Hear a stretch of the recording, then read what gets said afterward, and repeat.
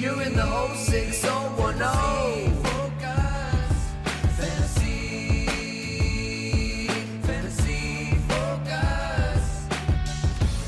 Hello and welcome to Fantasy Focus Football. My name is Daniel Dopp, and I am joined by Field Yates and Mike Clay. Guys, we have a huge show set up today. We're doing the opening drive. We got new faces in new places.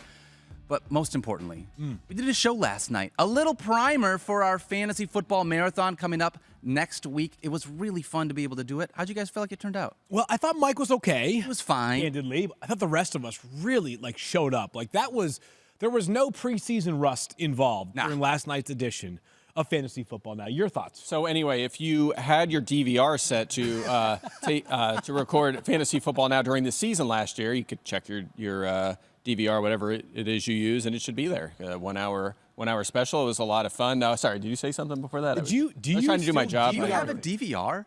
Whatever, not DVR, but what do you call it now? Record or TiVo? I stream. So TiVo was the original DVR. I think so, yeah. I remember getting TiVo as a kid as a Christmas gift, and it was a massive Mr. Rich guy over here. Right. I remember going to my friend's house, being looking at the big box that they had. Box. Says the guy who used to post thirst trap videos from his own pool. That's true, actually. You know what? That's fair, Mike. No, it was an above ground pool. So it's not.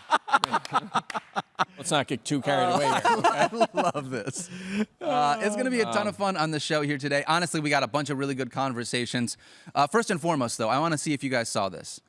It looks like we have a new fan for Fantasy Focus. I want to throw up a tweet that we got earlier this week from Todd Robel. Says, got to get him started young, future league champions, first year of fantasy football. And for those that are not watching the screen, it is a little baby. Field, what do you guys call that little thing that he's in? That's a good question, what you would call it. So it's one of those apparatuses for kids that are not quite walking yet. Like a bouncy chair? Yeah, that has it's like an activity chair, right? It's got all the various things the baby can play with to occupy themselves when they're not watching Fantasy Focus. So a huge congrats to Todd and family. This baby is absolutely adorable. I absolutely love the energy that Todd is bringing to this kid's life right now. And I hope that one day we are talking about this youngster as a fantasy football champion, and I have all the confidence in the world. Maybe he can finally someday replace one of the only things on the show that we're looking to replace, Field. Who are you talking about? Says Daniel as he stares right into the soul of Mike Clay. Yeah, yikes. Every time. Look, by the way, I'm just here for the NASCAR segment. I heard we're doing NASCAR segments. Oh, no, we did that. We do those on Mondays. Yeah, not cool. Not cool. About that. Not cool at all. All right, that's what I came for. Hey, speaking of NASCAR, though, why don't we get things kicked off with the opening drive? Wow. Well done. He's getting good, Field. Yeah, I'm trying there. All right, first thing for the opening drive, guys. Let's start with J.J. McCarthy, unfortunately. We talked about this last night during the special. Torn meniscus, is going to undergo surgery.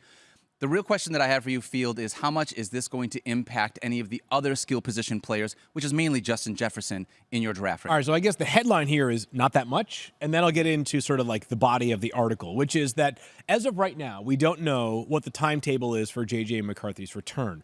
This specific injury has two very different outcomes, and I think it's determined once you actually get to the surgery. I'm not Stefania, and I'll give you the layman's terms. You can either do a trim of the torn meniscus, or you can do a removal and a repair. Okay. The trim, and if you're a basketball fan, this happened with Karl Anthony Towns in the middle of last season, is like a 4 to 6 week recovery time. Mike doesn't know who Karl Anthony Towns is.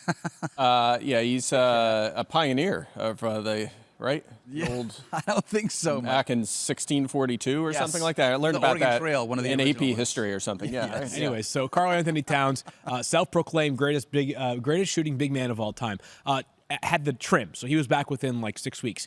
If you have the repair, it might be like months for J.J. McCarthy. Okay. It could put his whole season in peril. But truthfully, and Daniel's kind of led the charge on this one, is that like Justin, to quote you, Justin Jefferson is quarterback agnostic. So he has not moved in my rankings at all, although he might move up just a touch based off something we'll discuss in just a few moments. But the truth of the matter is that Justin Jefferson in the last 4 games of last season, his first game back after the injury without Kirk Cousins, was that 3-0 game against the Raiders that we have all tried very hard to forget. Yeah. But in his final 4 games, at least 10 targets in each of those 4 games. Nick Mullins under center. He had a wide receiver 7 finish. He was wide receiver 1 in week 18. He's Justin Jefferson. He is the kind of guy, Mike, that can largely make up for whatever quarterback play that he has. Yeah, absolutely. I'm not moving the needle on Jefferson at all. And by the way, Sam Darnold, the last time we saw him, and by the way, he barely played with the 49ers last year, but in Carolina, he finished the season. The last 7 weeks, he was their quarterback. So they had 6 games.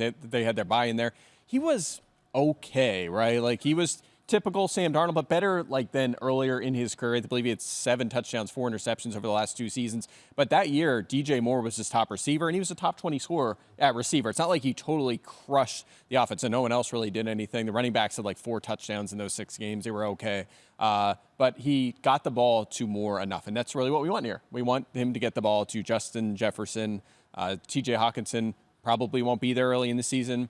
We'll see what develops with Jordan Addison with his off-field stuff, but the key really is going to be Justin Jefferson for our fantasy teams, and he should be just fine. Yeah, the NFL also tends to like Sam Darnold more than the average fan does, right? Yeah. He keeps getting signed, and in the case of this Minnesota deal, it was a deal worth, I think, either up to $10 million or maybe even a base value of $10 million. So I think Minnesota feels internally, and we'll see whether they're right or wrong, that he can give them some solid football for a while. And it may have to be a while because JJ, of course, could miss multiple months if they have to do that full repair. Let me ask you a question. We saw 2 years ago one of the most surprising fantasy breakouts, really the surprising performances by a quarterback in a long time. It was Geno Smith. Sure. He was a backup for 6-7 years. Yeah. And then was one of the better let's be honest, he was one of the better quarterbacks in the league that season. Yeah. And honestly, he was better than it seemed last year, too. Yeah. So well last year. Do you think that, and obviously Geno was a first-round pick, do you think Darnold, with the pedigree, the talent,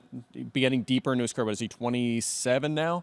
Maybe Which is insane. He turns the he's corner. in his 7th year. Yeah, and he's yeah. 27. Yeah, he's a very young prospect. Much like McCarthy came in really young. So here's what I'd say, Mike, is I don't think in fantasy football we're going to be having that conversation around Sam Darnold very much. I think we will be talking about it on NFL Live and SportsCenter. It's another solid week here from Sam Darnold. I will note this, though. The Vikings schedule after week 1, crushing schedule after week 1. I thought that J.J. McCarthy might be starting by the time they return from their bye in week 6. Not great. It is going to be, that still was in play if it's just a trim for J.J. McCarthy. But after the Giants in week 1, who, by the way, should be a decent defense. They have lots of blue-chip players on that defensive side of the ball. That schedule is just loaded up with teams that either were in the playoffs last year or we think are pretty close to shoe-in teams for the playoffs this season. We'll take that garbage time. Yeah, I'm fine with it. Garbage time points still count, right? By the way. But most importantly, it does not impact the value of Justin Jefferson in any of our estimates. Yeah, by the way, to put the cherry on the top here, Kevin O'Connell, awesome. Yes. We saw that down the stretch last season. That's one of my favorite, under-the-radar storylines is what does he get out of this team this year with all the turnover and the quarterback change, no cause. I'm super excited. I believe in him. So I think that helps Jefferson's cause as well. All right, a running back that unfortunately went down yesterday ended up leaving with an air cast. Tyrone Tracy Field.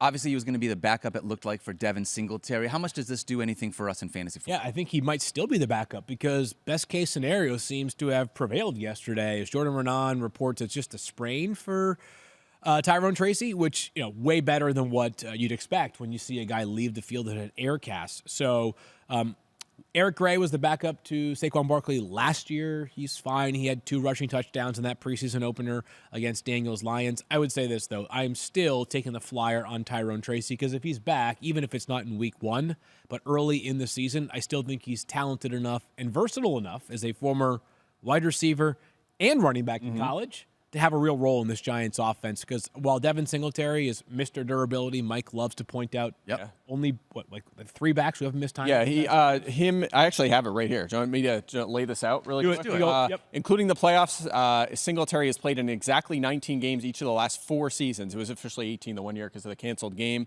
but he was active for that game. Singletary and Amir Abdullah are the only running backs who have played in 100% of his team's games since the start of 2020. And Singletary, of course, has over 800 touches during that span. Abdullah has 168. So he is the Iron Man of the running back position. No doubt about it. He's been awesome. He's the new Frank Gore. Is that what you're saying? Maybe he's the next Frank Gore. Who knows? But also, kind of to your point, he has a limited ceiling. He's finished between 28th and 42nd in fantasy points per game every year of his career so far. He's just been that solid, reliable running back, not a guy that necessarily is going to run away with the feature back role. So you're right. There's an opportunity for Gray, who looked really awesome on that touchdown run in the preseason. And then, of course, Tracy, who, like you, I was a big fan of in the process, the draft process. I'll say this. I think that players like Devin Singletary help you win championships in large leagues. I am not as convinced that they help you win championships in 8 or 10, maybe even 12-team leagues. Fair. Because when I play, and we talk about this often, but like a 16-team league, depth just gets so thin that like having a super boring player like Devin Singletary, and shout out to our buddy Denny Carter, CD Carter, who wrote about this, CD Carter 13 on Twitter. Very funny. Very funny. He's freaking awesome. Wrote about this recently on RotoWorld, and like boring running backs can have some value. I find them personally less valuable like in 10-team leagues just because like if Devin Singletary is your second running back, there's a pretty decent chance that like 8 or 9 of the other teams in your 10-team league have a better second running back than you. Fair. Yeah, but there's levels to it because like I think we would probably agree like James Conner, more of a boring running back, but he's like he could be a borderline RB1 when he's healthy. So yeah, there's like levels of it. Yeah, who's more boring though? Singletary for sure. I mean I agree with you. And in 8-10 team leagues, Singletary should not be a starter. I think we all have him ranked appropriately. Yeah. And he's honestly, once your starting lineup's filled out, I'm not like looking for guys like that necessarily. I'm not taking like Zeke or Singletary. I'm looking for Rome Odunze or somebody who could win me a championship. So I'm with you. Yeah, there's a place for them in bye weeks and injuries. Totally. They might be useful at some point during the season, but not a guy you're going out of the way to draft. All right. It has been decided that Matt LaFleur definitively listens to this podcast and he's tired of Mike and I's shenanigans. I know. He had a comment that said, I want to vomit every time I hear number one wide receiver, to be honest with you, when trying to answer questions about who is the wide receiver one for the Green Bay Packers. Mike, I want to ask you this. Who is the number one receiver? Who is the number one wide receiver? Does it make a difference who the number one wide receiver is, or are they truly, do you think, going to spread the wealth around in this offense? I don't think it means anything to the Packers. I think they do believe they have 4 receivers that they're going to rotate in and out. I know that you look at the snap counts when the starters were on the field in the first preseason game, it was exactly what they did last year. It was Dobbs and Watson on the outside, it was Reed in the slot, and then Wicks came off the bench. I think Wicks will play more than that during the regular season. I think they're just going to rotate them in when it's a longer stretch, a longer game. But you know what? You're going to see Bo Melton out there, too. You're going to see some of these other guys. They're going to use multiple tight ends. They're going to use multiple running backs. So it's just the nature of the beast with this offense. And we're drafting them as such, these wide receivers. And we're not taking them in the 5th round. We're taking them later for a reason. You're throwing darts, much like Houston. I mean, Houston's going earlier, but you're just like, I want a piece of the offense. That's what we're trying to do here. Absolutely. So that's a long answer. The short answer is Watson is my top-ranked wide receiver of this group because of the ceiling he has. I think he has the most raw talent, gets to work near the goal line, all those positives, and inexpensive. So that would be my answer. But again, what is top wide receivers? I mean, you have him ranked inside the top 40, I have him top 39th as the top receiver. 39th. He's going in the 9th round of our 10-team mocks. What's your Bo Melton stat? It's a good one. Bo Melton, the only Green Bay Packer wide receiver with a 100-yard receiving game last year. All right, so Wow, here's that's wild. Good pull. great stat, crazy stat. Better than Mike. Here's my stance on the Packers wide receivers. We have heard from so many qualified, capable voices, fantasy analysts, great reporters, plus we saw it with our own eyes last season. Yep. And what we've heard, I've heard a case for pretty much everybody.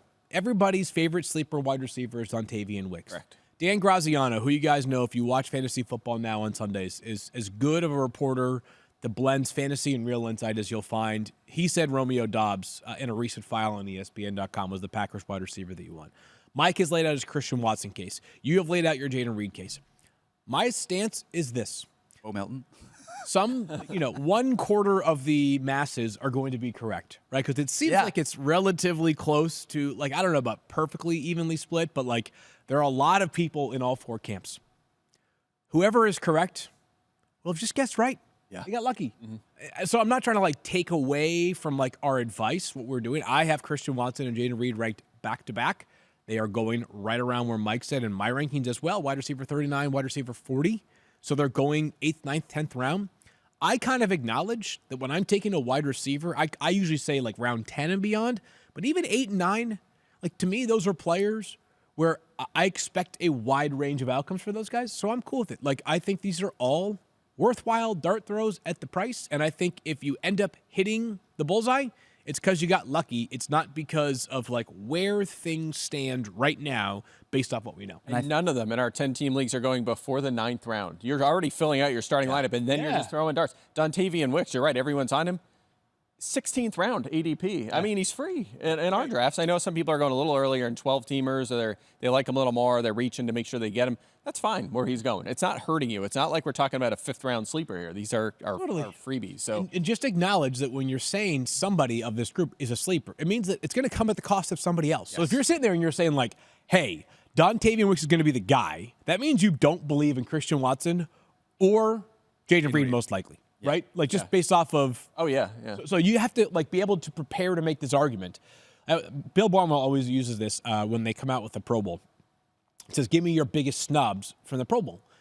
But if you're going to give me a snub, you better have somebody supposed to come off. Mm-hmm. Yeah. Right? So people are like, oh, my God, I can't believe, like, last year, like whatever, the wide receiver spot is so stacked where it's like, how the heck was this guy not an all-pro wide receiver? It's like, oh, I'm sorry, Tyreek Hill and CeeDee Lamb had literally 900 catches combined. Exactly. Go kick a rock somewhere. If you could start 12 wide receivers, then it would be great, but you can't do that, so that's where we're at. All right, we got one more set of wide receivers. Phil, I actually want to turn it over to you because you wanted to bring up something here. Yeah, I want to take the control panels here for a second. Just a new segment, Fields Angry, Fields Fury. I think so. Fields No, Fury. I'm not even mad. I'm anxious. It is August 14th. Yes, it is. We are 22 days away from the start of the regular season. Cannot wait. And this is E60. Yep. Jamar Chase is not practicing. As a matter of fact, yesterday, Jamar Chase, who up until yesterday had been coming to practice but not taking part in practice, just wasn't there. We all know the reason why for Jamar Chase. It's a contract.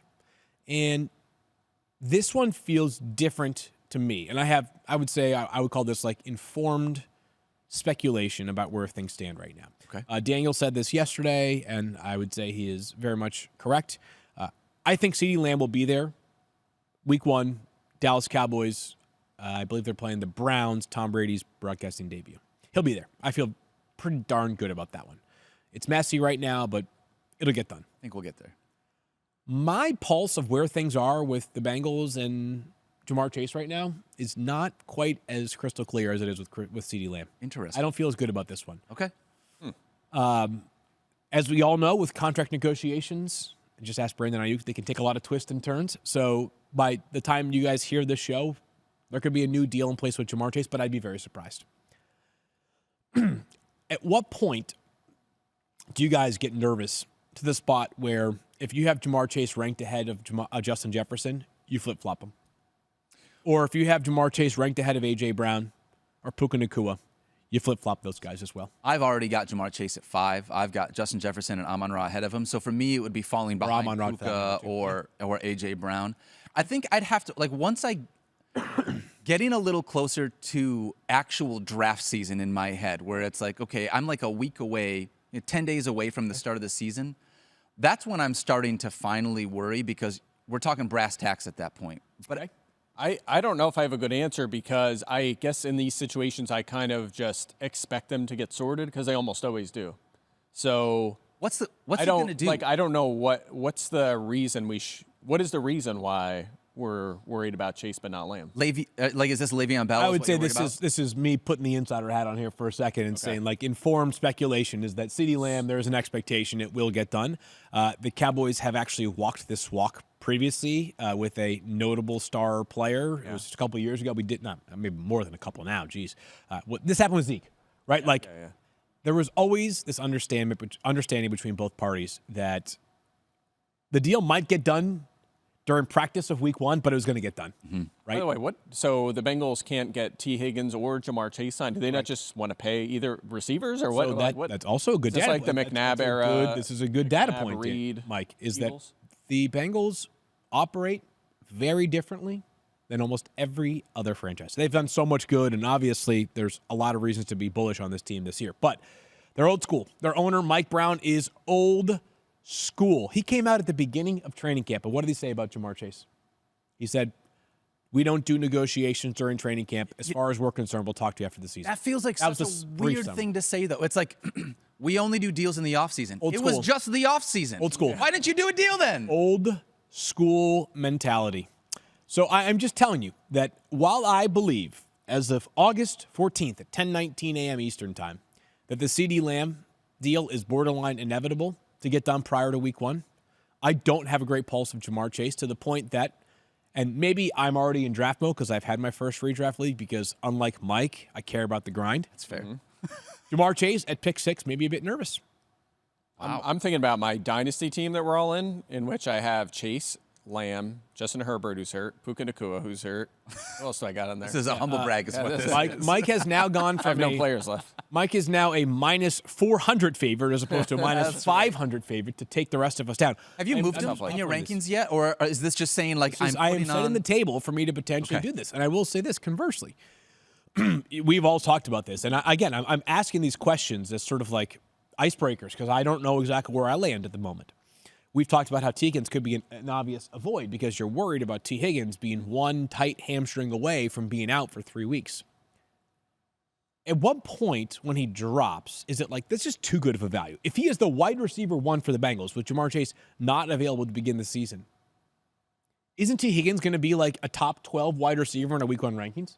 Yeah, if you're getting him at like wide receiver 31, assuming that he plays. Even if he plays for the first 6 games and then something happens, that's a pretty darn good value. Yeah, and you just talked about the fact that with Singletary, like the ceiling, right? Playable weeks, and you're going to get a lot more certified, lock him in playable weeks from T. Higgins. So even if he does miss, let's say the first 6 weeks of the season, he's ranked as a wide receiver 1 for us, and then he misses 4 games, he's still paying off value for sure where he's going in draft. So yeah, I know this is not like concrete, like do this or do that fantasy advice right now.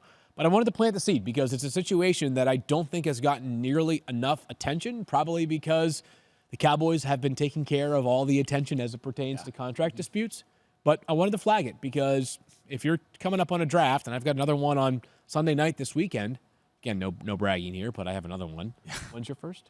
My first draft of the year, like after week 1, so I know like who all the good players are. Oh, wow. Gotcha. That's what happens when you play in 3 is. leagues. But yes, it's in my mind more so than I think it is in many people's minds, and I wanted to raise that concern. So are we adding Andre Osivas, Trenton Irwin, Jerome Burton, who's Jermaine Burton, yeah. Jermaine Burton? He's way down the depth chart right now, but he'll work his way up. 3rd round rookie. So I think Mike is finally going to have his breakout. Is what I'm hoping for. People are actually on him, and I'm like, I just don't like. What? Why are we still talking about this? I don't know. No, I'm not. Well, I didn't like this segment at all, Field. Why do you got to make us feel bad about this? But I mean, it's really good to be able to talk about. I don't know what you do. How long are you waiting? Well, I guess my question would be, why is CeeDee Lamb dropping in drafts? And Jamar Chase is just stagnant? That's a great point. Maybe it's because CeeDee Lamb started at a higher perch than Jamar Chase. But it's like, I haven't heard one person be like, yeah, I'm like a little worried about Jamar Chase. Meanwhile, like CeeDee Lamb, because there is this conclusion, by the way. Justin Jefferson ended up in the same boat. Justin Jefferson was not playing on a franchise tag. Yep. For the Vikings last year. Like, he was under contract. He was like, still, there was time left. Like, Jamar Chase could be in that same situation. I believe Justin Jefferson was going into his 4th year last year, right? That was Correct. his 4th Last year was his 4th season. Same thing with Jamar Chase. And so if the resolution is there is no resolution and there's no deal, then why would we treat Jamar Chase and the risk involved with him any differently than T. Higgins? It's a fair question. That's fair. I think the solution here is get one of them top 3 picks, take a running back, and you can skip all this drama. Just take all one these of the guys. running backs. Lamb, Chase, Wes Watkins, who else is in also there? for Yeah, wide skip all them receivers. guys. Also, Justin Jefferson's really good. All right. Really quickly, before we move on to the rest of the show, Boston Live Show, we want to tell you guys one last chance. There are only a few tickets left. FantasyFocusLive.com. It is tomorrow, August 15th. Going to be a ton of fun. 5 p.m. doors, 6 p.m. is the show. We got a huge show lined up. Me, Field, Mike, Stefania, and Liz Loza joining us. And then after the show, we have got Eagles and Patriots. We're going to watch some of that preseason game with you guys. Drinks are included, non-alcoholic drinks. Food is included. Plus, you get some Fantasy Focus swag. We are going to make it a very fun time. Check it out, FantasyFocusLive.com. We're going to be hanging out banners in Boston. Did you get any word back from Jalen Polk about whether he'll be there? No, he has to practice because they have the 32nd ranked wide receiver room. I heard. They have a game tomorrow night, dude. Oh, that's right. We're gonna be watching. Hey, we're gonna watch the game. Yeah. I'm gonna cheer for him. Are you gonna bring an Eagles jersey? Are you gonna wear an Eagles jersey? We'll see. All right. We'll see. Go with the Joel Embiid jersey. I think we should mention, by the way, like you can buy alcoholic beverages. Yes, Yeah. but they are not provided. Free drinks are provided for you. $40 does not include the alcohol. Mike's credit card does include the That's right. That's right. You got it. That's right. When you go up to the bar for your tab, just say it's under Mike. Yes. That's it. That's There'll be what a it lot is. of mics. All right, same face, new place. Let's talk about some guys that changed teams. Mike, I'm going to start with you. Saquon Barkley went heard of him. from the New York Giants and was the only guy, it felt like, in that Giants offense. Now on a stacked Philadelphia Eagles team. How are you approaching him in fantasy this year? Yeah, I'm approaching him as I like him a lot. 1-2 turn. If I'm picking in that area, I have him and Jonathan Taylor right together. I'm happy to get one of those two guys. Howie Roseman, we know this, and this is why we didn't think they would sign Saquon Barkley, does not prioritize running back as a major part of the offense. However, I think what they did was they saw what Christian McCaffrey did for the 49ers the last couple of years. They got beat by that plan, and they thought, okay, we got this big boost in salary cap space. We have an opportunity not just to sign a good running back or a great running back, but one of the elite playmakers at the position. That's why they signed him. They didn't bring him in to be Miles Sanders or a role player. Like, he is going to be featured in this offense. Much better offensive line, much better offense, much better passing game, everything than he had in New York. And his efficiency, frankly, has not been great, but I think he is set up for success in Philadelphia this season. I expect a huge year from him, and if I can get him at that 1-2 turn, I feel good about it. I feel like it's unfair to say that Saquon has more upside in Philly than he does in New York, only because he literally had an RB1 season, like Yeah, finished he did. RB1 Yeah, rookie year, as yeah. a rookie. But I think the floor is way higher in Philadelphia. Like, the bust outcomes, other than injury, I think are very, very, very low percentage. Whereas with the Giants, what you were vulnerable to is what Mike just referenced, is if you don't have 5 catches in a game, you have just 2 or 3, but you rush the ball 12 times for 29 yards. Yeah, and you could pick them apart with like the passing game work with Hurts back there and losing touchdowns, Hurts at the goal line. But you could play that game with almost every running back. And you could still find a floor for him of double-digit touchdowns and 40. I think I have him with 46 projected catches. He shouldn't have trouble getting to that mark. Miles Sanders did it a couple of years ago, right? Yeah. Like, we've seen Eagles running backs face some of the problems that offense. you're referencing and still cash in a major way. Yeah, he might not have that RB1 overall ceiling, but he certainly has a top 5 ceiling. Yeah. Oh, I think he's got. You don't think he has RB1? I mean, if a couple guys get hurt, but I don't think he has quite the path of a Christian McCaffrey or Bijan or even Breece Hall necessarily, but he's not that far behind. We would need Jalen Hurts to score less touchdowns in order for Saquon to probably have. And I think Hurts will score a few less touchdowns, but not enough that it's going to matter. There's still a path for Barkley. Remember, I mentioned this actually on the show last night. The Eagles have the lowest rate of, if you pass to run touchdown ratio, the Eagles have the lowest from a pass perspective. So they score a majority of their touchdowns on the ground. That just helps Barkley. Absolutely. All right, Field. Let's talk about Josh Jacobs. He's had at least 260 touches in every single year of his career. Yeah. Question is, now he is in Green Bay. Should be a much better offense than what he dealt with last year, because last year for the Raiders was absolutely statistically his worst season. How are you approaching Josh Jacobs here? Yeah, 3.5 yards per carry last season. He is being drafted a bit later this year than he was last year. He's going around RB 13 or 14 in ADP right now. I feel like he's like a pretty steady RB2 option. This is a better offensive line upgrade. Yep. The workload is, on the one hand, like, I don't think he is going to see nearly the workload that he saw in Las Vegas, because he was kind of the only thing they had going for them when they couldn't pass the football whatsoever. On the other hand, you're like, they paid him $48 million. I mean, $12 million a year, and they replaced Aaron Jones to acquire Josh Jacobs. So I think Green Bay signed him with intent. I think that Josh Jacobs has less competition than it may sound like if you paid close attention to the quotes coming out of training camp right now. I am not buying the idea that A.J. Dillon is going to have enough of a role to dissuade me from feeling good about Josh Jacobs, who's got to get healthy first. He's got a hamstring injury right now. So, yeah, I feel good about Josh Jacobs. I would say his value is a little lower going into this season than where it was going into last season, but definitely higher than where it finished last season after a disappointing. Yeah, fun little trivia question here. 2 players in NFL history have 150-plus receptions and 0 touchdown catches in their career. One, of course, is Josh Jacobs. If you can name the other one, I will eat this piece of paper. 2 running backs or two 2 players. Are they active players, or is this historical? Oh, this guy. Okay, see, that's the first Otto hint. Graham or something from way back in the No, day. it's not even that. It's a guy everyone at home knows, Gerald Riggs. Wow. Wow. Gerald Riggs. Really? They're the only 2 players in league history, so it's just a random thing. He just has never caught done a it. touchdown, Amazing. even though he's I had can't all wait those for that targets. moment. I You thought think he he's had going to do it this So year? this will be the year, maybe. You want a board bet where we're going to finally have a Will Josh he Jacobs over receiving a touchdown? half of touchdown I reception? don't make bets involving players scoring a touchdown. A touchdown. Just one, because Deontay Johnson. That's why. Oh, I didn't need that. burned That it. hurts. Burned it. That hurts. All right, that's Fairfield. We're All going to right, talk about him soon. let's move ahead. Talk about Joe Mixon. Mike, Joe Mixon is another one of those guys. Goes from Cincinnati, now in Houston. This offense seems like they have so many playmakers at their disposal. Is that a good thing for Joe Mixon, or are there so many mouths to feed that we're maybe going to see a step back based on what we saw last year? I mean, if he stays healthy as he has for years, I think he's set up for a 15-plus touches a game and a really good offense. He's going to be set up well. 1,200-plus yards and 9 or more touchdowns in 3 straight seasons, a top 10 scorer each of those years. And by the way, Houston, we talk a lot about C.J. Stroud in their passing game. They were 12th in running back carries last season. So Mixon is in a really good spot. Has very little competition for touches. I mean, Dameon Pierce, I know he wasn't fully healthy, but he lost the number 2 job last year. I'm not worried about him really at all. That was a fall from grace there with Dameon Pierce. Yeah, and by the way, Joe Mixon, you might say, well, he's getting older. He's going to lose some efficiency. He hasn't been efficient for years. His yards per carry, yak number are all not very good, and yet he has been super productive because of the volume in fantasy. Little worried about Houston's O-line. That's a minor concern for me, but the volume, volume is king. We say it all the time. He's set up for it this year. Joe Mixon feels like a slightly sexier version of James Conner, and always has to me, because he's not super efficient, but he always gets a ton of volume, and you can absolutely, he's an easy RB2 for you. He goes from an offense in which he played with an elite quarterback, an elite group of pass catchers, an offensive To line that another had some question marks. do the same thing. The exact same thing. All right, let's talk about Derrick Henry.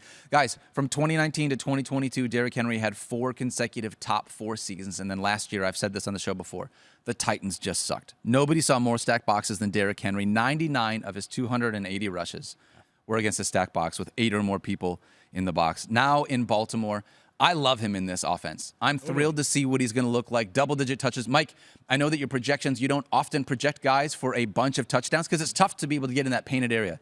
Derrick Henry, though, projected to have double-digit touchdowns for you. I want to ask what you think he can be in this Ravens offense. Yeah, I mean, you just nailed it. They signed him for a reason. I think he's going to have another year where he's a featured player. And, again, keep in mind, the wear and tear on him, like he's led the NFL in carries for the last 5 years. It's a lot of wear and tear.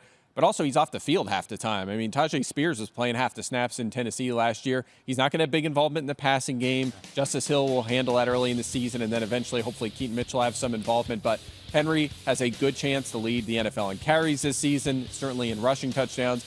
And that's going to be enough in fantasy. If he puts up his usual rushing the ball and catches 25 passes, 30 passes, you're going to come away with a strong RB1 season. We like him a little more in non-PPR, of course, but even in PPR, I expect RB1 numbers. Yeah, he has to say this again, he has a higher floor week to week than he did in Tennessee because while Derrick Henry is always a pretty reasonable bet to finish the season with 10-plus rushing touchdowns and 1,000-plus rushing yards, what really crushed you last year in Tennessee was because he's such an not ineffective, but an infrequently used pass catcher. Derrick Henry having a line of like 15 for 52 with 1 catch for 7 yards is like fairly ordinary. Like that was the thing that could happen in Tennessee a lot. I think that's going to be less likely to happen in Baltimore. The efficiency as a runner should be up. The involvement of a passer, as Mike just said, like who knows, but not sure it matters because I think that offense is going to hum so well. By the way, where Jalen Hurts and Josh Allen steal rushing touchdowns, Lamar Jackson does not. Yeah. He does not. He puts up a ton of carries and yards, not many rushing touchdowns. So Totally agree. That's good news for Henry. He'll get the goal line carries. All right, we got 4 more running backs we're talking about. Field DeAndre Swift. A bunch of running backs, I guess, changed teams this year is what we're discovering from this. Yeah. So DeAndre Swift goes from the Eagles. He had a weird year because he had more touches and more yards than he has ever had in his career for the fewest fantasy points per game that he's ever had in his career. I want to know what you think he's going to look like in Chicago after what you saw in Philadelphia. I will say this. He is a player that I'm always going to be a sucker for. He's really talented. When the ball's in his hands, good things happen. He's electric in the passing game. I don't want to read too much into preseason utilization. Yeah. But with the offense, with the starters on the field, saw a lot of Khalil Herbert this past weekend as well. Yeah. A lot of Khalil Herbert. Do you think there was a reason for that, though? Like, Swift got the first snap. Maybe then they were just like, let's take it easy on our feature back because they've spoken as if he's their lead back. Yeah, so it's a little bit confusing for me. So he nets out right around, I have him an RB22 right now, which is a few spots behind Mike and 1 spot ahead of you, Daniel. So I just think this is a player who is going to have some massive weeks for you, especially as a receiver. Mm-hmm. And then he's going to be vulnerable to some like real bust weeks for you as well. Yeah, I'm with you. I mean, I've been targeting him. I feel like he's just coming at a good price. Like he's just atop my list quite often. Yeah. And if you can get him as a flex. I've seen I'm okay with it. you wrote about this and on the top 192 rankings, which are available right now on ESPN.com. You talk about how there's kind of a dead zone for running backs. Yeah. Like at some point in your rankings, and correct me if I'm wrong, is it like 26 straight players that are not running backs? Is that correct? Yeah, something like that. Yeah, that's where I'm just attacking other positions. And is Swift on the back end or before that? Yeah, so he's at, I would say, let's see, I have him at RB 19, and then it's like Connor, and then you get to like Aaron Jones, Zamir White. Right, Ryan but he's Robinson. behind that gap, right? Yeah, He's I would not- say he's like sort of the end. He actually was, I would say, like leading that, and then I felt a little better, so then it goes like Achane, Stevenson, Swift, and that might be kind of where the cutoff is. Maybe Connor's in there, but it's like right in that vicinity where I kind of you dip from there. We've talked about roster construction so much on this show, and it's so important. I love DeAndre Swift as my RB3. Love him because I can imagine the Seventh round high-end MVP, outcomes. I don't know if I love him as my RB2. RB2. Because I do think there's just the possibility that they're going to have enough involvement from Khalil Herbert. They have 5 legit pass catchers amongst the wide receivers and tight end they want to have some level of involvement with, right? Like people have said, like, yeah, I just saw that tweet that said, like, the Bears made DeAndre Swift a target in free agency. And it's like, that is true, 100% true. He's still amongst the 6 guys that we're talking about between the wide receivers and the tight ends is the cheapest on a per year basis. Maybe he has Rome Odunze beat, but Rome Odunze because he's on a rookie contract, right? But like makes a whole lot less than DJ Moore, Keenan Allen, and Cole Kmet, maybe even Gerald Everett. Yeah. I was just going to say, I mean, like when you talk about hero running back a lot, like if you go running back and then 3 straight receivers and then Swift. quarterback, tight end, and then Swift in the 7th round of a 10-teamer, I mean, you can do way worse, for your starting line. Yeah, You're for gonna be sure. stacked everywhere else and come away with him as your RB2. I don't think that's a terrible plan. I just want to see him get, again, last year was the year, we talked about him coming into that Eagles offense. He was such a great pass catcher, and then he just wasn't utilized as a pass catcher. Lost so much of his value because of that, in part because he wasn't scoring touchdowns because Jalen Hurts was vulturing them from him. Career high in touches in games, career worst in fantasy points per game. Just funny how that works. But he might be one of them guys. One of them guys like Tony Pollard, and we mentioned this before. Less is more. They get more. Yeah, exactly. Less is more. So we'll see how they utilize him. All right, Chicago. so let's Speaking talk of- about less. Tony Pollard. Speaking of less is more, he had 250 more, not touches, 250 more snaps last year than he did in 2022 for a total of, let me check my notes one more time, 62 fewer yards. He was on the field a ton. Unfortunately, he's got to get back to this guy that we saw, it feels like, to me, in Dallas in 2022 field. I want to ask you, what do you need to see from Tony Pollard in fantasy this year? All right, so I got him ranked as running back 33. What I need to see from Tony Pollard is how the Titans decide to deploy him and just how many snaps he plays. He and Tajay Spears have been ranked back-to-back in my rankings pretty much all offseason. Are you giving a bump to Pollard or to Spears? Am I giving a bump to them? Yeah, which one of them do you have ranked ahead of the other? I have Tajay Spears ranked one spot. Just ahead. one spot ahead. Okay. So I basically am identifying them as the exact same player. It's hard to get very excited about either of these guys because I think each of them plays a style that requires them to be close to a lead back to pay off in fantasy, right? Or one of them, so like, I don't know that Tony Pollard can have this pronounced receiving role and Tajay Spears can also have this pronounced receiving role. It's fair. I just haven't seen what it's going to look like, right? And I think because of the style each of them plays, they're both smaller backs relative to some of the guys that we have just discussed. They, especially in the case of Tony Pollard, very inefficient goal line finishers, right? You need passing game utilization to be a startable running back every single week. I'm not sure either of them will get that. This should be an offense that is quite a bit more pass-friendly, though. I think they're going to be very pass-heavy. I do, like last year at this time, I was talking about the Titans' O-line being a major problem for them, and it was. I mean, it was horrific, but they did a great job this offseason rebuilding it, so I think it's an above-average line. That helps. I think the question might be, okay, well, you just said less is more, and he was really good on less 2 years ago. Now he's going to get less. Wouldn't he be more efficient? Yes, perhaps, but not that efficient. I mean, he was in an elite Dallas offense behind an elite line. He had unsustainable efficiency. He was going to come back to earth either way. So that's why, I mean, he might be better. He might play better. Yards per reception. Yeah, I just don't know if there's enough work there for him. He's just going to be inconsistent. I think what you're going to see is them be interchangeable. Pollard is a little bigger. I think maybe he leans a little bit more toward the goal line back and the early down back. Spears maybe a little edge in passing down work, but I think they're just going to interchange them. Do we have a good example last year of a team who like truly relied upon two backs, and it just kind of depended on the week? I'm trying to think of a good example, and I'm failing in this regard. Maybe Najee Harris, Jalen Warren for the Steelers? That's there you go. Okay. Yeah. And so, what was the value in those two players? Because we didn't love it. We didn't like it at all. It didn't feel good. Yeah. Follow a same analogy here. I mean, obviously those are different styles of players, but you see the limitations in having Najee or having Jalen Warren and drafting Najee as like a top 15 or 18 back last year. And there are occasional examples of like Zeke Pollard or Ingram Kamara, and Ingram Kamara being one of the best ones ever.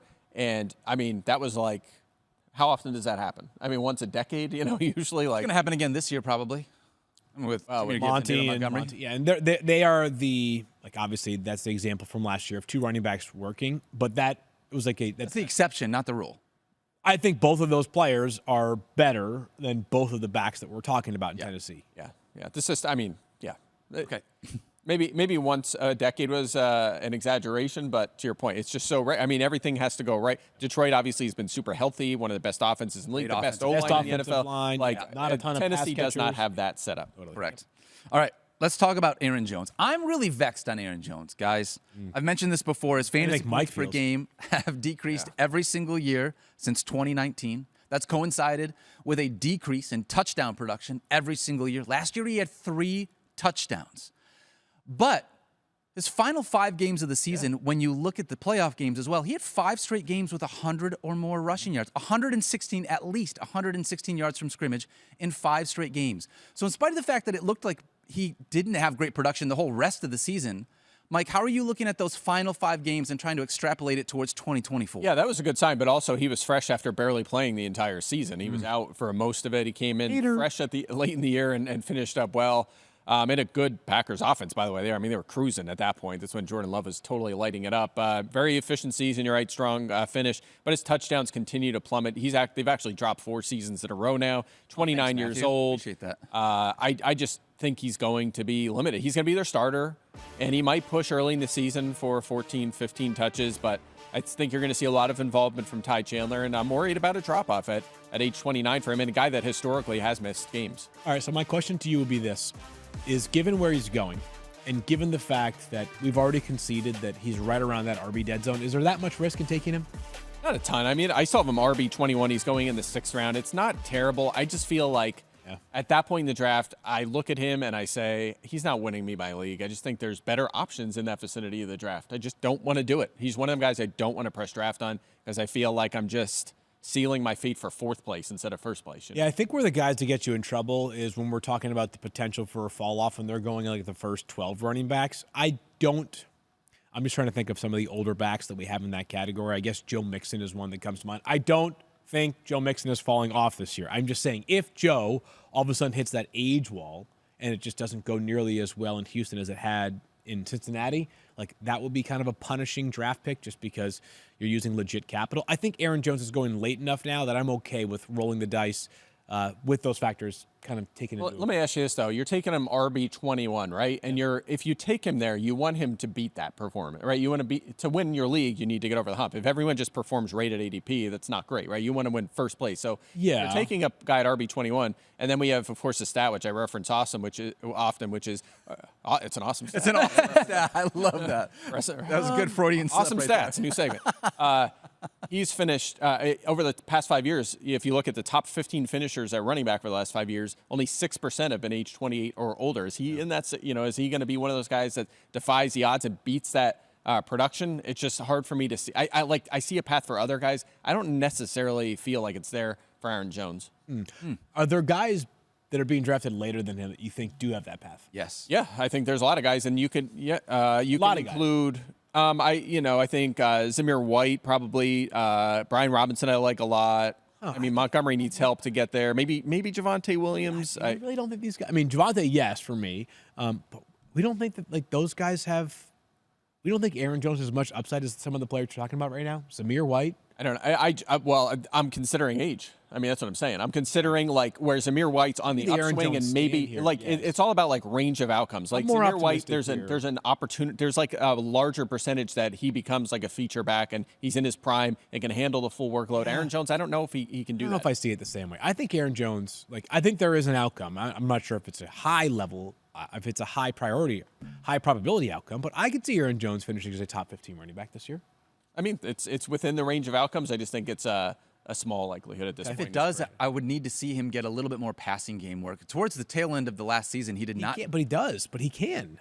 I mean, I'm curious what the poll thinks about this, what the YouTube commenters think about this. Also, offense, I believe in Kevin O'Connell. I think that offense is going to be substantially worse than the ones he's been working on in Green agree Bay with too. you on That's that. another thing. It's a big part. I think that has helped him playing with Rodgers and then Love, who has obviously played very well in the second half last year when Jones was playing, when he was healthy. All right, I got one last running back I'm going to throw at you, Field Yates. In 2019, Austin Eckler was RB6 in fantasy points per game. In 2020, he was RB9. Yeah. In 2021, he was RB3. 2022, he was RB1. Yeah. Last year, he was running back 20 in fantasy points per game. Huge fall from grace. Now moving on. Obviously, he was hurt. There was a big part of Talked that. about this, yep. But moving on from that Chargers offense, now splitting time with Brian Robinson in this Commanders offense. By the way, it's an offense that now has a rushing quarterback. I always feel nervous about that, especially when you get two running backs there. How are you approaching Austin Eckler this year? I think he is being appropriately ranked and drafted as such. I've got him as RB27. I think he has very little touchdown equity in this offense. He is not going to get goal line carries because they have Brian Robinson Jr. and they now have Jaden Daniels. He is going to get some passing game involvement, but Mike has reminded us recently that Brian Robinson was amongst the most efficient pass-catching backs in the entire NFL last season. Do I think he's going to get somewhere between 10 and 14 opportunities a game? Yes. Do I think he's going to have a ton of upside? I do not. An absolute fantasy football Hall of Famer, a legend, such a great player for a bunch of years there. I think the days of Austin Eckler being a player that you want to have in your lineup are probably behind us. Yeah, I agree. And, it's hard to see a path to a high ceiling with Daniels probably not dumping it an awful lot. They're going to have to design screens to get him 5-6 targets a game, and he's going to need that with Robinson there. So I'm with you. Definitely worried about it. Coming off the board in the 12th round, so again. Yeah, there's no risk. Yeah, there's risk. very, very little risk there if you Yeah. end up grabbing He's fine. He's fine where he's going, and he'll probably come out fire. Like, would you be shocked if he had 24 points in week one, just comes out as an explosive game, and then starts to tail off as the workload's not there, and as he maybe shows his age at age 29? I have to say something here. The production staff, this is not them. This is they're doing their job. This is awesome. I love our ticker board, and I love the clips that we're able to show on video. But am I the only one that notices that literally every team, every player, it's multiple reports showing this guy is more explosive than ever in training camp? Guys, we have eyes. We can see. It's August. Everybody looks incredible. Heck, I feel good right now. Talk to me in November. What about, do you see clips of Keenan Allen lately looking like his old self? 230 pounds, And then huh? someone reports he's 230 pounds. I'm the third heaviest receiver in the NFL at 6'2". Okay. But anyway, No way is that. No way. So I'm laughing at some of the videos for it. This is like the ultimate hype season where it's guys not in pads, basically just wearing a Guardian cap. Yes. Out there catching passes. It's a hashtag BSOHL, best shape of his life. Hey, look at Everybody. that. Way to go, Mike Clay. Is that an do actual letters. hashtag? You can do letters. Yeah, well done. We're gonna start it. There's got to be some hashtag for that. You're All such right. a beauty. We're going to close out our running backs. Let's talk about some wide receivers here. Okay. Field, you've been on the Stefon Diggs bandwagon. Diggs. Talking about his move from Buffalo, obviously, to Houston. Why are you on Stefon Diggs? I am going to buy into this. And I've stated it before, and I will state it again. I believe the last half of last season was as much about Stefon Diggs and the Bills telling us the beginning of the end. Relationship is ending. It was that this was a completely untenable situation between the player and the team. There were recent comments from Josh Allen where someone, I think, asked, I can't remember, You miss him or something like Yes. that? yeah, he was like, it almost got philosophical, and I love Josh. He said, I thought, a very diplomatic thing. It was like, miss is a strong word. yeah. He didn't say that, but it was kind of. It was time for a change. Yeah. I don't think Stefon Diggs lost a step in the second half of last season. I do not think that is why Stefon Diggs' production went down. He just quit on his team? Nope. I think it was just a bad situation. These things happen in sports, and I think that the bounce back can be strong. I know the age is concerning to some, like Mike. I think there's good football left in Stefon Diggs. I think the Texans acquired him for a reason. I think he's going to lead the team in targets. I'm a fan of Stefon Diggs, and I was really really pissed off on Stefon Diggs' behalf that during that first preseason game, there was a clip that's gone viral. A bunch of people saying, here it goes again, Stefon Diggs criticizing his teammates. Stop it. It's funny. When you were done talking, I was going to bring that up because I was going to say I so badly, we argued about this already, and I so badly wanted to use that and be like, see, but like obviously it was not clear that was what was happening. It seemed like you were just having a good conversation. Like, I think he's going to challenge C.J. Stroud in ways that are important for Stroud's development, and I am buying in that for one more season, at least one this year, we're talking about Stefon Diggs in 2024. He is still a bona fide superstar wide receiver that will lead this team in targets and will be the most important fantasy football wide receiver on the Texans roster. High scoring.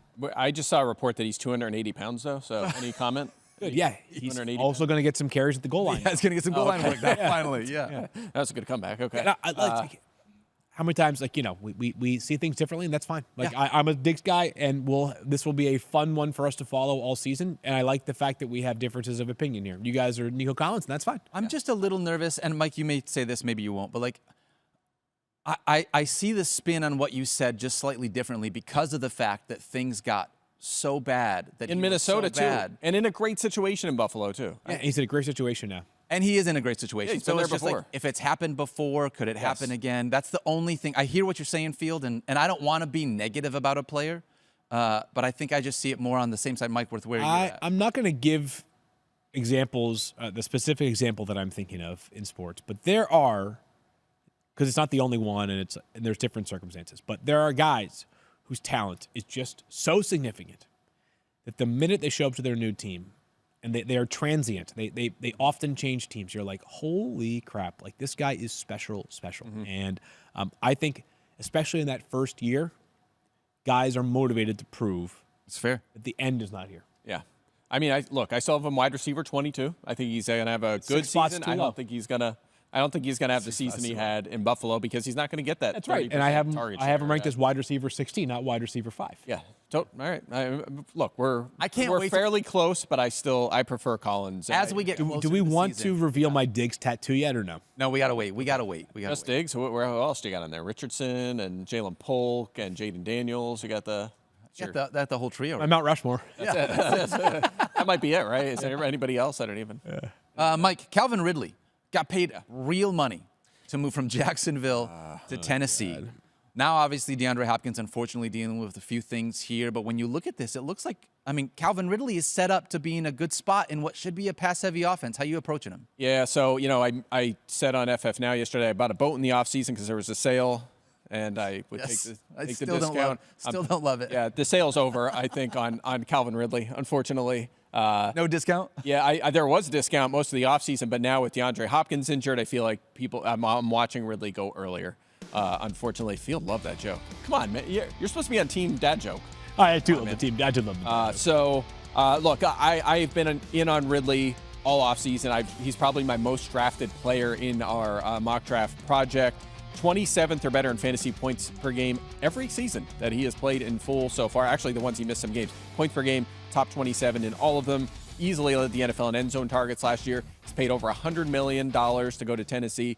He is going to be their one, I think, and I felt like that even with Hopkins there. So I'm optimistic. He's 25th on my board, up to the 6th round in our 10-team leagues, and I'm driving some of that ADP in our mock drafts, but I'm in for sure. I would do anything if we could just get feedback from Jaguars fans right now, because I'd be curious what they have to say. Like they're wanted him back.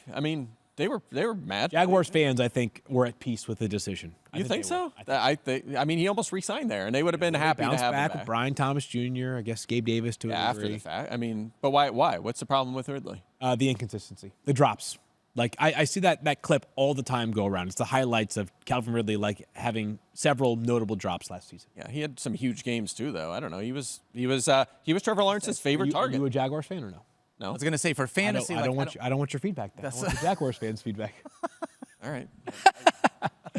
All right. I don't know. Well, look, they're going to be in my DMs, not yours. You're not a Jaguars fan? They're not Mike Clay I hates have the all your favorite 31st ranked offensive line T-shirt. I need one of them T-shirts, by the way. Can you get me one? You have sources. Sure, yeah. I'll do that. From camp last year or whenever totally. that was. I want a sweat-stained one that was worn by one of the offensive linemen. That's what I want. All right, Your O-line coach. one more. Brandon two more wide Scherf, receivers here. sweat-stained, 31st ranked offensive line. Keenan Allen.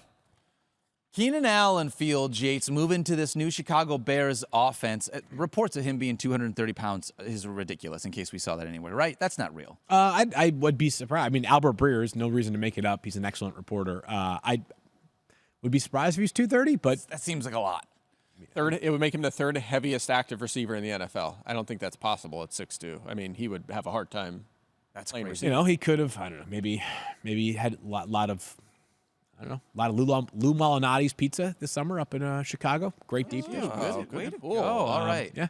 So maybe I don't know, but I'd be surprised. But I do know this. I'm not worried about Is it. he going to be the 2 or the 3 in this offense? I don't know, and I'm not sure. I don't know that it's going to be the same every single week, right? Yeah. That's the big thing about this Bears offense is that like we're not talking about like a possible, like a solid number 3. We're talking about a guy who could be a freaking superstar in Roma Dunze, right? Yeah. So here's what I would say about Keenan Allen is number 1, he had seasons with like a 30% target share.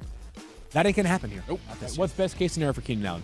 18, 20%? I was going to say 20. Yeah, I mean, if Odunze stumbling and not on the field a lot, maybe he could push for 23 or something, but it's not going to be the 32 he had last year. So this one is a fairly straightforward fantasy football eval. If you take Keenan Allen's numbers and cut them by about 1/3, you would get a player who is like a borderline starter in a lot of weeks, and that's where I think you net out. Yeah, he's 32 years old, and he's missed games 4 straight seasons. He's going to probably miss some games this year. He could lose a step. It's best for him for his career, I think, just take a step back and not be the guy that's handling such a massive workload, and it opens the door for Odunze and DJ Moore to shine as well. Heck yeah. All right, let's move on. We got one more wide receiver, Deontay Johnson. I'm thrilled. You take this one, Mike. Get him You like out him. of Pittsburgh. Yeah, I like him a lot. Why do We you all like do. him? Do you like him because of Bryce Young, or do you like him because of Deontay Johnson? Yeah, Bryce Young, I think, is going to be a lot better this year. When he was targeting Adam Thielen last season, his efficiency was above average. It was good. When he targeted everyone else, it was atrocious. And Deontay Johnson has just been solid at 3 straight top 30s prior to last year, which was a down year, and we've seen upside from him. He was wide receiver 8 just a couple of years ago. So, and by the way, last year Pittsburgh used him downfield more, so that'll be interesting to see how he's utilized in Carolina. And they probably will use him more downfield because you have Adam Thielen as kind of a short-range target. So I'm pretty excited for him, and he's been a target for me on draft day. Yeah, I would love to see Deontay Johnson be able to take another step here because I feel like we've watched him be really good, being the wide receiver 1 in this offense, helping hopefully to unlock Bryce Young with these Carolina Panthers. And right now, it doesn't cost a lot. You're talking 11th round, right, for ADP, or 11th round. 8th round in our mocks and the 10-teamers. But again, that could be me driving that up a little. He has a lot of fans on the ESPN. Yeah, he sure does. I think that would Yeah. be why, yeah. All right, guys. This is a good show. I appreciate it. Let's close things out with a mailbag. You okay with closing things out with a mailbag? Sure, please go for it. Please, Yeah. let's go. All right. Your show, let's do it. Here's the thing. Okay. It's too easy just to be able to give people that win fantasy leagues like something special, a nice prize. Here, like congratulations. Well, exactly. Yeah. Money, pair of shoes. Mike pays tuition with all of his fantasy football winnings. That's He's tuition? Yeah. For what? School and camp and stuff. Oh, yeah, of course. Here's what I want instead. We asked for loser punishment. Guys that come in last place in our leagues. I don't know if you've ever come in last place in a fantasy focus league before. What's Mike. that like? No. No, I don't know what that But if you did, here's an example. We got this tweet from good. someone having to go to a baseball game wearing a shirt that says, "I suck at fantasy," and you're dressed as a clown. This is a big shout out to our friends over at Valley Sports. Somewhere he is in a very lengthy conversation with at least one female. Does he still have Riz? Is that what the kids say? Is it Riz with the clown, even with the clown costume? I would say no. I guess. No Riz? Okay. But I got to be honest It's with you good guys. still say I've that, said this right? before. I don't think this is that much of a punishment. This guy got on TV. You're right. He's and a he's legend he's now. drinking. I mean, he gets to have alcoholic beverages. He's hanging out with somebody. I like where he paused it there. Look at that girl rolling her eyes at whatever he's saying right now. This guy's a joke. All right, so we got a couple of tweets that we're going to throw out here. The first one comes from Jordan Jones. I want to know. Oof. Best fantasy punishment. You get the choice of 1, eating wet dog food.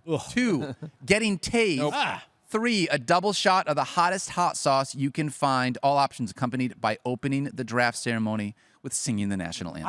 I think 3 is the answer here. I think it's the double shot of the hottest hot sauce you can find. You're going to have bubble guts for a day. Oh, it's going to a day. stink for a while, maybe multiple days. But you do it early in the day. Man, this is tough. Can I not join this league?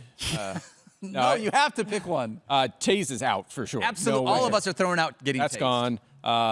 Hot sauce is tempting, but man, I struggle with heat with that strong heat. Like medium's enough for me. I can't do much for. So I mean, I need to do some research on the wet dog food. What does it actually taste like? Yeah. Can I handle that? That might be the leader. It's Tastes close like between dog one food and- that's wet. I think I could I don't know what that tastes like.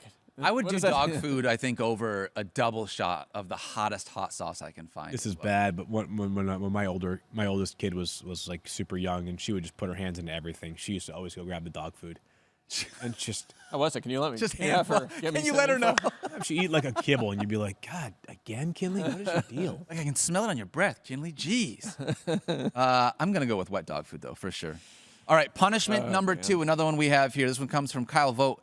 Last place has to buy the champion. Their trophy. Rules are it must cost at least $50. It must be an actual trophy of some kind. Say the champion's name and that they are champions. Other than that, the loser is just encouraged to get creative. How do you guys feel about getting like hardware? Would you put stuff up around your house if you brought home a fantasy championship trophy? Like Sacco. Like this? Yes, just like the Sacco. Shout out the league.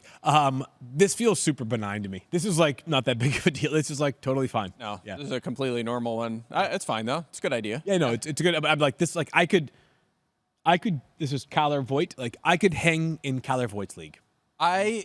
So I think I'm with you. Okay. If I were going to choose one, and we don't have a tweet for it, but if I was going to choose one, I think what I would do is everybody has to go out to a paintball range, and you've got to run like 2 laps around a paintball range without a paintball gun while everybody else gets to be able to take shots at you. Really? I don't know if you've ever played. Have you ever played paintball before? Yes, I have, and that hurts. That would hurt. Yeah. Well, yeah, I guess if you guys are babies. I don't know. Yes, I am. Let's play the league together and see what happens. And you know what? We should do that, Field. Yeah. Let me guess. After you get pelted with the paintballs, then you have to sit in an ice bath. I'm guessing. Well, it would just make your body feel better, Mike. The Like, ice in bath that is case, good. anti-ice bath. I can't do it. I cannot.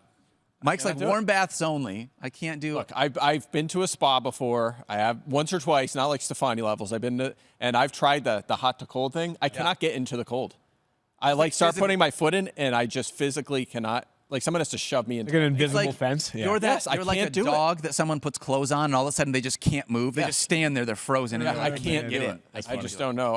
I don't have it. I'd My love brain to do a shuts off. polar plunge with you. I think that would be There's a no way. blast. I did the remember the ice. What was it? Ice bucket challenge. Ice bucket challenge. I did that. That's The extent of 10-year that. anniversary just came up for those that maybe not to get too yeah. serious here, but I mean incredibly impactful, and like the ALRS research, the money raised for it was unbelievable. Yeah, it was. Awesome. And Pete Frady's a Boston legend, so can't wait to be there tomorrow night. And yeah, I think we should do that again for you.